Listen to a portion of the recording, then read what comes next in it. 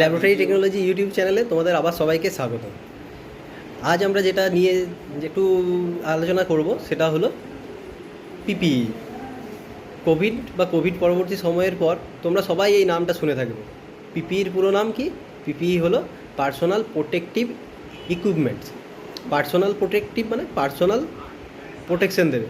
এই ধরো আমরা যারা সবাই ল্যাবরেটরিতে কাজ করি বা স্টুডেন্ট, আমাদেরকে বিভিন্ন ধরনের ইনফেকশিয়াস ডিজিজ নিয়ে কাজ করতে হয়, সেটা জানতে বা অজান্তে হোক, কিন্তু আমরা প্রায় সবাই এরকম ইনফেকশিয়াস ডিজিজ যেমন এইচবিএসএজি, এইচসিভি, এইচআইভি এরকম মারণ রোগের সঙ্গে কাজ করে থাকি।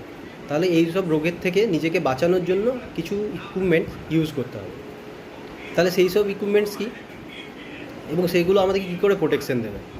তাহলে সেইগুলো আমাদেরকে প্রোটেকশন দেবে যেগুলো আমাদের ওপেন এরিয়া, ধরো চোখ, হাত, নাক, মুখ, এইগুলোকে ঢেকে।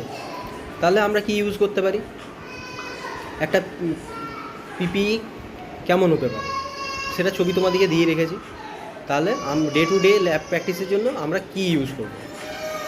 ধরো হাতের জন্য আমরা কী ইউজ করব? গ্লাভস ইউজ করব। খুব ইম্পর্টেন্ট।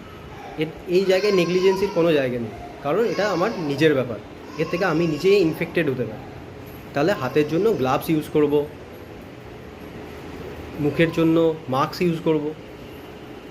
আগে কোভিড পরবর্তী সময়ে N95 মাস্কের তোমরা খুব নাম শুনেছো। N95 মাস্ক ইউজ করব। যদি না পাই তাহলে সার্জিক্যাল মাস্ক ইউজ করব। চোখের জন্য গগলস ইউজ করব। কোভিড টাইমে আমরা ফেস মাস্ক ইউজ করেছি, সেটা যদি অ্যাভেলেবেল না থাকে তাহলে গগলস ইউজ করব। আর অ্যাপ্রন ইউজ করব। অ্যাপ্রন কেমন হবে? অ্যাপ্রন হবে ফুল স্লিভ এবং লম্বায় আমাদের হাঁটু পর্যন্ত সেটা যেমন ঢাকা থাকে। আমরা পায়ে জুতো পরবো, চটি বা এরকম জিনিস পরে যেমন কখনোই না আমরা ল্যাবরেটরিতে প্রবেশ করি। Thank you.